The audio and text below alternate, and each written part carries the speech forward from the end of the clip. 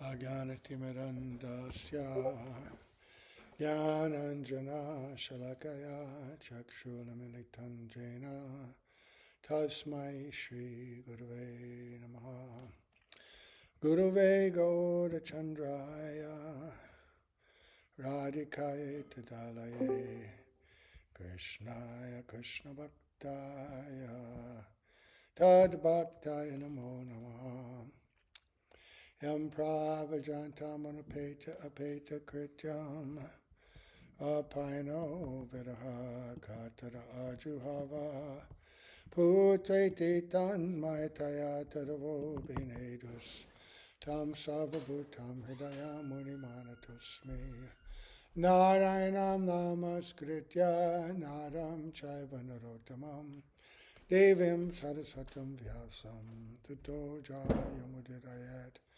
Bhaktya Vihina Parada Lakshay Kiptashtakamari Tarangamadye Kripa Maitam Sharanam Prapanna Vrinde Namaste Charanara Vindam Tave Vasmi Najivami Tvaya Vina Iti Vigyaya Radhe Tvam Nayanam Charanandike Vancha Kalpa Tarubhyascha Kripa Sindhubhya Evacha Patitanam Pavanebhyo Vaishnavibhyo Namo Namaha. So we are going to continue reading from the Sri Harinam Mahamantra, second edition. We're going to start today with the commentary on the Mahamantra by Sri Gopal Guru Gosvami. And we first offer our most humble obeisance unto the lotus feet of our beloved Gurus, unto Sri Guru Pada Padma Nityalita Bhavishta Om Vishnu Pad, Asto Tatsat Sri Simad Bhaktivedanta Swami Maharaj Srila Prabhupada, and Sri Guru Pada Padma Nityalita Bhavishta Om Vishnu Pad, Asto Tatsat Sri Simad Bhaktivedanta Narayan Goswami Maharaj, under our exalted Rupa Nuga Varga, all the assembled Vaishnavas and Vaishnavis.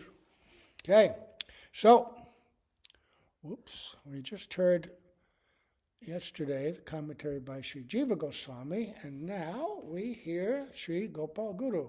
In other words, each of the words of the Mahamantra, given individual definitions in relationship to Krishna's qualities, Radhika's qualities, their pastimes together, all kind of broadening our appreciation of the Mahamantra as non-different from Radha and Krishna themselves, and ways in which we can be inspired to meditate on that mantra while we are chanting. So, what does Sri Gopal Guru Goswami say? Remember, this is that exalted personality that Bhaktivinoda Thakur includes in the latter portion of the Jaiva Dharma when Brajanath and Vijay Kumar have gone to Jagannath Puri, and they were instructed by Raghunath Das Babaji that they should meet with Sri Gopal Guru and get further instruction on how to perform their bhajan in Bhav Bhakti. Right? So, he says, Mahabhagavats eternally remember the all-blissful Sham Kishore Vigraha, Sri Radha Raman, who can destroy ignorance as well as material existence arising from ignorance. Okay? When Mahabhagavats see that their disciples are qualified, meaning that they are, okay, here we go. This is what it means to be qualified. Ready? Do we have these qualities? Are we aspiring for them? When they see that their disciples are qualified, meaning that they are grateful, silent, victorious over their senses, pure-hearted, and above all, that their hearts are full of attachment, anurag, to Sri Sri Radharaman, they bless them by mercifully giving them the Hare Krishna Mahamantra, which is composed of 3 words. Now, if we take these qualities in their fullness, we'd have to admit that we don't have these qualities. So there's a few things we can derive from that. One is that when one is fully possessed of these qualities in this way, including full attachment, anurag, to Sri Sri Radharaman, one is highly advanced, then they are given the Hare Krishna Mahamantra in full. Right? Remember how we talked about initiation as a process, that we receive the seed of bhakti, right? Diksha means to receive the seed of Divya Gyan, the beginning of anartha nivriti, or it can mean the full-blown connection with Sri Guru, removal of all, and instilling of full realization, depending on the quality of the disciple. Bhaktisiddhanta Saraswati Prabhupada says that's anukstani, which is where we begin the process and step by step develop towards this ultimate goal, or vidvadrudi, where one is already very qualified and is like Bhaktisiddhanta Saraswati Prabhupada himself. When he took initiation, right, from Gaur Kishoredas Babaji. But actually he didn't have to, but in order to teach us, the conditioned souls, as did Mahaprabhu, he also took initiation. What is the process of bhakti? He did, but he was already fully possessed of all of these qualities. But gratitude to whom? To Guru, to Radha and Krishna, to our well-wishing superiors, right? To Bhakti Devi, to Tulsi Maharani, to Radharaman, the deities whom we serve, to the entire culture of Vaishnavas, right? Silent. Does that mean complete mona, complete silence? It means not unnecessarily talking about worldly things, right? Silence means to only talk Harikatha. And victorious over their senses. Well, in the beginning, we still have such strong sense desire, but if we can learn to control them, step by step, what does Rupa Goswami say? Vacho vegam, manasa krota vegam, jiva vegam, udara pasta vegam, etan veganyo vishahita dira, savam apimam prativim saseshtat. That if one can fully control all of these urges, right, then one is actually qualified to become a teacher, a guru for all. But in the meantime, we're learning step by step and practicing step by step. So don't become discouraged by this, because we are in the process. Srila Prabhupada used to say, you can't condemn a dirty person once they've gone in the shower. You can see someone in the shower, right? Oh, look how dirty they are. But they're in the shower. They're trying to get clean, you know. Appreciate that. And now also we should do that.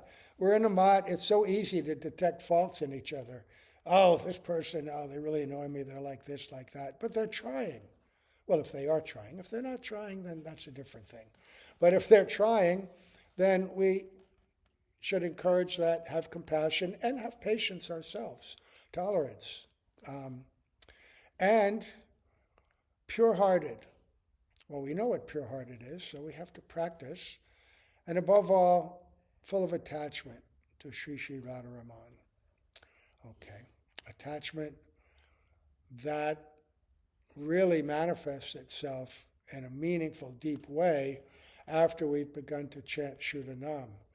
When we begin to chant Shuddhanam and we have ruchi, deep taste, right, for the process of bhajan, for the chanting of the holy name, and when that matures and thickens, the attachment develops, asakti, for the object of our chanting, right, and gradually, realization of the non-difference between Nam and Nami, in other words, Nam and the deity that we're worshiping.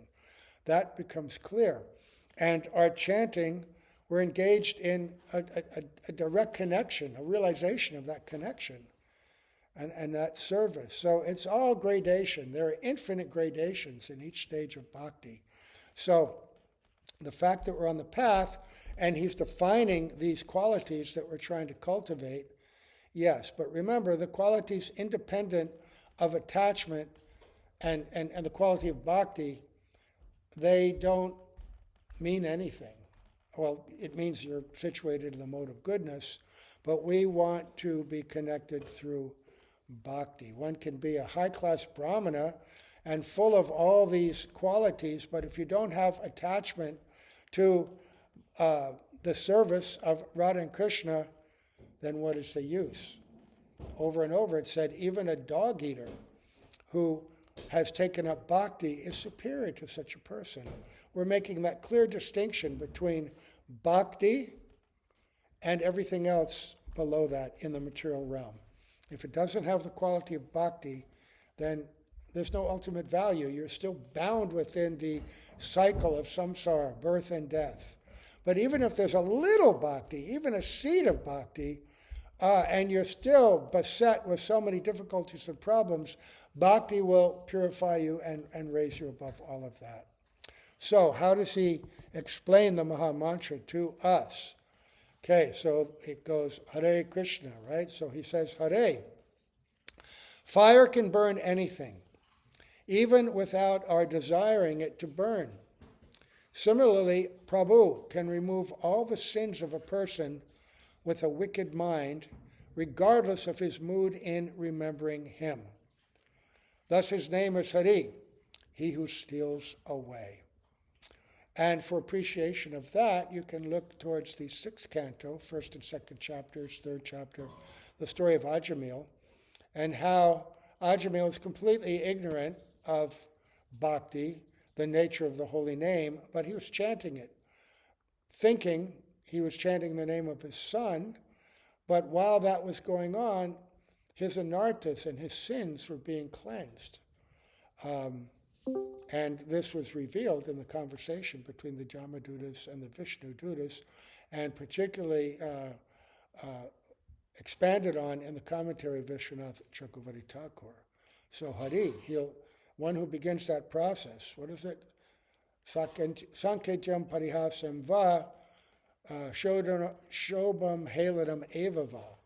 Right? All these different ways in which one may chant, indicating something else, neglectfully, disrespectfully, all of these things. Nevertheless, the holy name is so powerful that if you chant, and especially now that we are aware of the offenses to the holy name, if we consciously cultivate a desire to avoid them, be very powerful. So he says, Satchidananda Vigraha Bhagavan reveals his tattva in the hearts of those who chant and remember his names. Simultaneously, he destroys the ignorance that lies there. That Prabhu is remembered by the name Hare. So he removes ignorance, right? And he reveals tattva. So important. He goes on to say he is called Hare because he removes the threefold miseries of the moving and non-moving living entities. The minds of worldly people are captivated by hearing and chanting his transcendental qualities. Therefore, his name is Hare. His sweet beauty captivates the minds of millions of Kamadevs, Cupids. Thus, the Prince of Braj, Sri Krishna, is known as Hare. The vocative form of Hare is Hare. So he's saying that in this case, it can mean Krishna, one who steals the mind, captivates the heart, steals the heart. And the highest level of understanding, if you read Gopi Geet and hear that, the gopis are talking about how Krishna has done that to them. To fulfill the loving pleasure of Ras, Srimati Radhika captivates the mind of Krishna by her form, qualities, and by the nourishment of her prem. Thus, gentle persons talk and sing about the Hladini Shakti of Sri Krishna, Vrishabhanu Nandini Sri Radha, by using the name Hara. Hara is addressed as Hare.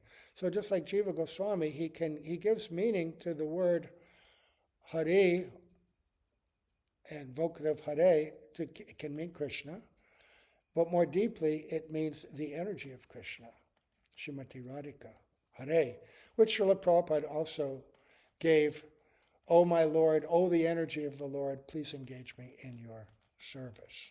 Right? So for Gaudiya Vaishnavas, Hare means Srimati Radhika. Krishna can steal the minds of all. He can steal the minds even of Cupid. He's Madan Mohan.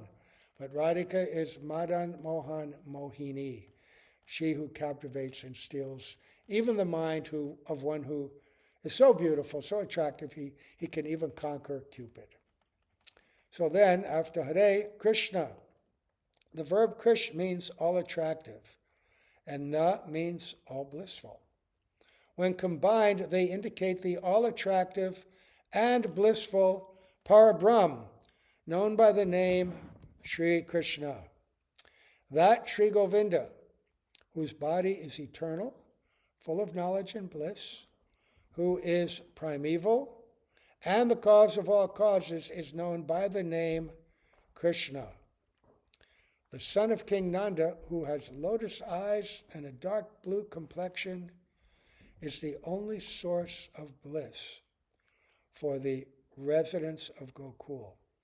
He is referred to as Krishna. Okay. One thing I forgot to mention in that first part about overcoming all the obstacles and stealing away, the first stages of bhakti are what? Klesh Agni and Shubhada. Shubhada means the beginning of all auspiciousness, and Klesh Agni means the destroyer of burning to ashes all the obstacles that we face in this world. And here, by chanting the name Krishna, after calling out, "Oh Hare, please engage me," in what? The service of this Krishna, this most beautiful of personalities, the son of King Nanda, who possesses lotus eyes and a dark complexion, the only source of bliss for the residents of Gokul, all attractive. We want to be engaged in his service. Hare Krishna. So Srila Prabhupada used to say, chanting this mantra properly is like the genuine cry of a child or a baby for its mother. The baby knows no other shelter, dependent on the mother for everything, for food, for warmth, for comfort, protection from sickness and harm. And all the baby can do is cry out. And if we had that same exclusive attachment for the holy name that the child has for its mother, then we'd be making some good progress. But we're so immersed in our false ego, thinking ourselves the controller, the enjoyer, that we forget about that. When we were little children, we very easily slipped into that mood of dependency, right? And taking shelter. But when we grow up, we reach a certain point where we want to be independent. And everything then becomes self-serving for us. So, now he gives a definition of Ram. Shankaraji said to Parvati, "Hey Devi, by pronouncing the first syllable of the word Ram, Ra, all sins leave the body. And when one chants the syllable Ma, the door of the mouth closes so that they cannot re-enter. Rama. Ma. So think about that. Sin's flying away and nothing's coming back in. Okay. Yogis meditate, unless you criticize people. When you criticize people, you're opening up your mouth, your heart, your mind, and creating a pathway to those qualities which you find objectionable in others, but by meditating and constantly speaking about them, you're actually attracting them to yourself. So, just chant the name of Krishna. Yogis meditate on Paratattva, the transcendental, unlimited truth, and the embodiment of pleasure. That Paratattva, Param Brahm, is known as Ram. The predominating deity, Adish Dhatri Deva, of all ras-filled pastimes, the crest jewel of the clever Rasik Shekhar Sri Krishna, eternally enjoys with Srimati Radhika. Thus he is referred to as Ram, right? He who is continually enjoying rasa with Srimati Radhika. Sri Krishna attracts the mind of Sri Radhika and thus enjoys performing pastimes with her. He is therefore known as Ram. In the Kram Deepika, Sri Krishna spoke to Chandrama, the moon, Radha's name is superior to hundreds of my names. Even I do not know what benefit awaits that person who always chants and remembers Sri Radha. So never separate the idea of chanting Krishna's names from the chanting of Radhika's names. The Hare Krishna mantra has both. It binds them together. And Radhika is attracted to Krishna. Krishna is attracted to Radhika. And Krishna feels Radhika is superior to him hundreds of times. Right? And anyone who chants her name attracts and is granted the great favor of Sri Krishna. So it's important when chanting that mantra to remember them both. Pray to them both. So now the second Hare Krishna. Krishnasya mano haratiti hara radha tasya samo dane he Hare. Srimati Radhika, who steals the mind of Krishna, is called Hara. The vocative of Hara is Hare. So she steals the mind of Krishna. What power is there in that name of Radha? How could it not be considered appropriate to take shelter and glorify Radhika? I just got a little note from one brother, how they were at a temple and they were chanting, and one of his godbrothers, a disciple of Srila Gurudev, but he's son of my godbrother. It's like my family too, right? Like my nephew. And he was saying they were in a temple and one of his godbrothers was chanting the name of Radhika, and one pujari got upset with him and stopped chanting that name of Radha so much. This is not appropriate. But Krishna really likes that. So the pujari should check themselves a little bit, right? And also always in relationship. You know the full tattva. So Krishna says Radhika's name is superior to hundreds of my names. But Radhika's thinking, Krishna's name should be chanted. So we chant them both. So then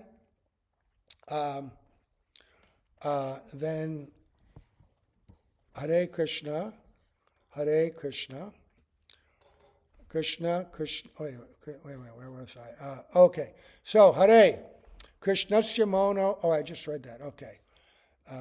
This is the second Hare Krishna. So we read the Hare, and now Krishna, Radhaya mana karshatiti, Krishna tasya sambodhane, Hey Krishna.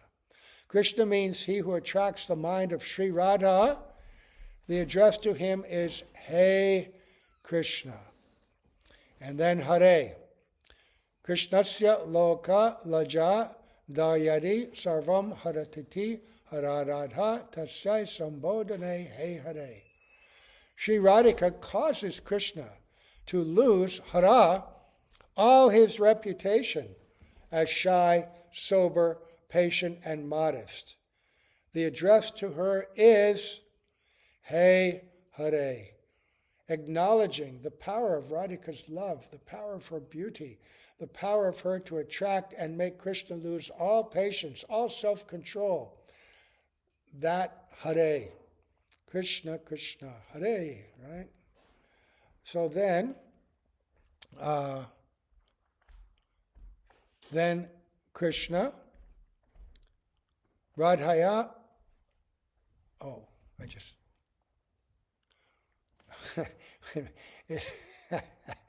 see, it's given in sequence, but there's such a distance, I can't remember which part I'm at, whether I'm Hare Krishna, Krishna Krishna, Hare Hare. Okay, so, Hare Krishna, Hare Krishna, Hare Krishna, Hare Krishna. Yeah, okay, Hare Krishna. Then, we just completed Hare Krishna, Hare Krishna. Now, Krishna, Krishna, Hare Hare.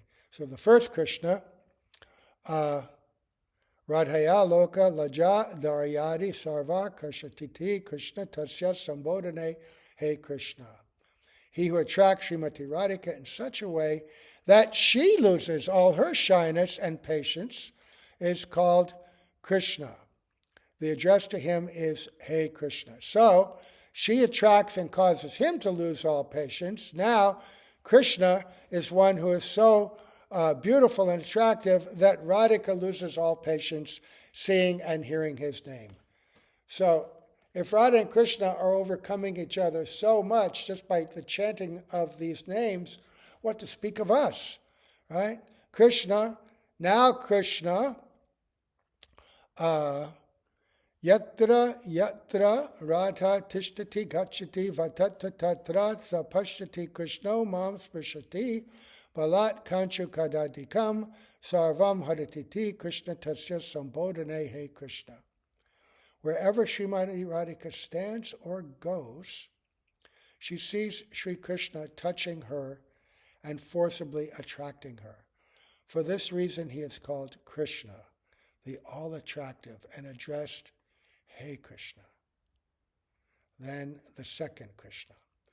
Punar harshatam gamayati vanam karshititi Krishna tasya sambodhane Hey Krishna. He gives pleasure to Sri Radha, who again ventures to the forest of Vrindavan, being attracted irresistibly by the sound of his flute. For this reason, he is called Krishna and addressed, Hey Krishna. Okay, so we heard Hare Krishna, right? And in both cases, glorifying Krishna and Radhika. And the second Krishna was particularly that Krishna who is so attractive, all-encompassing attraction, attraction beyond anybody's possibility to imagine, that wherever Radhika goes, she sees him, she feels him, he's touching her, he's forcibly attracting her, right? And that Krishna, that's his entire life, to give pleasure to Sri Radha. And by that desire to give pleasure to Sri Radha, in order to give pleasure to Krishna, because that's her nature, that she must go throughout the forest of Vrindavan, following the sound of that flute, right? So, Krishna, Krishna, now Hare, Hare. Sri Krishna sees Radha next to him, wherever he stands or moves, in every direction, and hence his consciousness becomes captivated by her. Therefore, she is called Hara. The address to her is Hey Hare. And then the second, Hare, she again steals away Krishna to a secret rendezvous. Therefore, the address to her is Hara. Hara changes to Hare in the vocative case. So who's attracting who? Is there someone superior, someone inferior? No. In this mantra, the beauty of the attraction of Radha to Krishna and Krishna to Radhika, the complete control of the mind of one to the other is in this mantra. The pastimes of them together, attracting each other, being with one another, seeing one another everywhere, this is in this mantra. And these last two, Hare Hare, are Radhika being that most powerful attractive force to Krishna. His consciousness becomes captivated, right? Wherever he stands, wherever he moves, in every direction, it's Radha, Radha, Hare Hare. Right? So Hare Krishna, Krishna Krishna, Hare Hare. Right? Now, Hare Rama, Hare Rama. So, for Hare Rama, Hare means Sri Radha forcibly takes Krishna to the forest groves of Vrindavan. Thus, Sri Radhika is called Hara. And to address her is Hey, Hare. Then Ram. What's Ram? Sri Krishna's playful smile, laughter, and glance create pleasure for Srimati Radhika.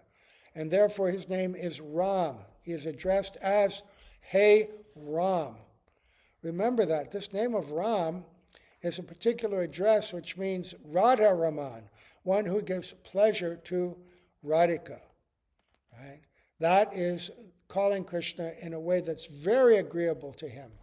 Yes, you're recognizing me as one who is attractive and giving pleasure to my beloved Radhika. So Hare Ram, Radhika is attracting Krishna, bringing him to the pleasure groves of Vrindavan. Ram is giving pleasure to Radhika. And then Hare Ram, Hare means the association of Sri Radhika causes Krishna to suddenly lose his composure. Therefore, she is Hara. The address to her is Hey Hare. Right? And then Rama, Hare Rama. By means of confidential caresses, this Rama embraces and so forth. Krishna enjoys Sri Radha. The address to him is Hey Ram. So the address, the association of Radhika causes him to lose his consciousness, and that doesn't mean necessarily direct association.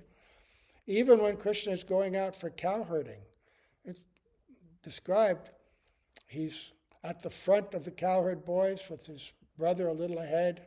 He's standing next to Mahamantra.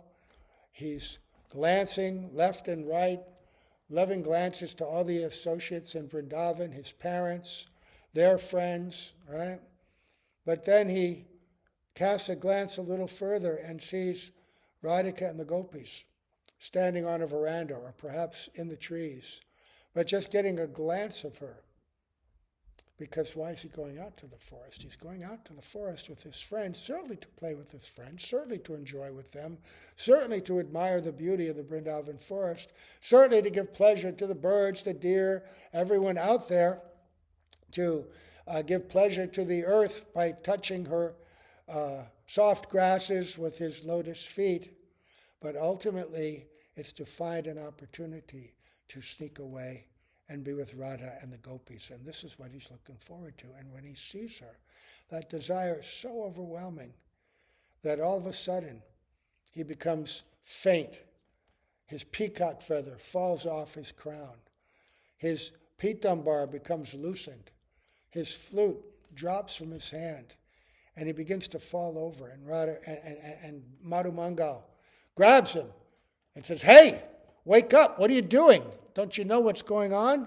You know, you're in front of everybody. They'll all know what you're feeling. You know, compose yourself. Stand up straight. Keep walking." But how can he? Just a glance at Radhika causes him to lose his composure. So, that Hare Rama. And, right? And so he enjoys Radhika. She causes him, she's so powerful, Hare, and then Ram, he enjoys her company in every way. Then, Rama. What is this Rama? Krishna is he who enjoys conjugal pastimes with his consort Sri Radha by making her play the dominant role in love. He is thus called Ram, the enjoyer, and is dressed by Hey Ram. So Krishna enjoys when Radhika, what is that dominant mood? Showing her man, right? Refusing Krishna's advances, demanding he do this, demanding he do that, which he willingly does to please her. He likes to take the subordinate role. And why does she take the predominant role? Sometimes because it gives him pleasure. And then he'll take the predominant role, and she'll become subordinate. This is the nature of prem, back and forth. Push and pull, right? Then Rama. Because he repeatedly enjoys pleasure, he is called Ram and is addressed as Hey Ram. So one Ram was one who gives pleasure to Radhika, and one Ram is he who's enjoying. Who can say? I mean, this name just merges all of these ideas and visions and descriptions of their relationship and pastimes. This is why our acharyas, when they chant, they're just merged in bliss. It's unending. Hare Krishna, Hare Ram. Just, oh Radhika, oh Krishna. Oh, Radhika is giving pleasure to Krishna. Oh, Krishna is giving pleasure to Radhika. Oh, Radhika who steals Krishna's mind, oh Krishna who steals Radhika's mind. And all these pastimes come up. This is the Mahamantra. And then the last Hare Hare, as Ras Leela concludes, she steals away Sri Krishna's mind and goes away. She is therefore called Hara. Oh, the pain of that. We know that every morning at the Nishanta Leela, when the night has ended and they have to separate, it causes them great distress to be separated. What to speak of at the end of the Rasa Leela, which endured for the time of an entire night of Brahma, yet for the gopis seemed like just a short moment. This is the nature. Separation, every blink of an eye seems like millennia, but meeting seems so brief. And so now Krishna, completely consumed in love of Radhika, now she goes and she takes his mind with her. And Hare, similarly, Sri Krishna, at the conclusion of Rasa Leela, also captures Sri Radhika's mind. Thus he is called Hari. Can you ever chant the Mahamantra now after hearing this without something of this coming into your heart and mind? This could be read over and over, studied, and so that when we do chant, we pray that this depth of realization, of this feeling, come to us. So that is the commentary of Sri Gopal Guru Goswami on the Mahamantra. Then there's a long Sanskrit verse. It's all Sanskrit. Commentary on the Mahamantra by Sri Raghunath Das Goswami. Then Bhaktivinoda Thakur gives his commentary. But this is too much to do right now. This is a little shorter, but it won't hurt to give a slightly shorter class once in a while. And we will continue this tomorrow. And I have to apologize for my arrogance about speaking anything about the Mahamantra. What do I know? I'm just repeating like a parrot what I've heard and praying that some realization will someday come in my heart.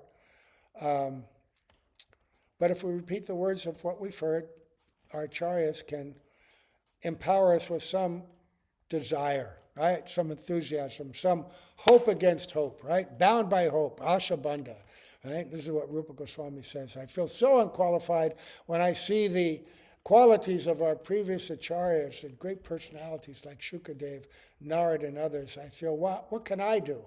But I know that you are so merciful to all conditioned souls, especially Mahaprabhu and Nityananda. So I, bound by knowledge of your mercy and compassion, I am bound by this hope that one day I will also get your mercy. So that's what keeps us going, right? So we'll continue this tomorrow. So all glories to our beloved Srila Prabhupada, our beloved Srila Gurudev. Gaur Premanande, Hari Hari Bol.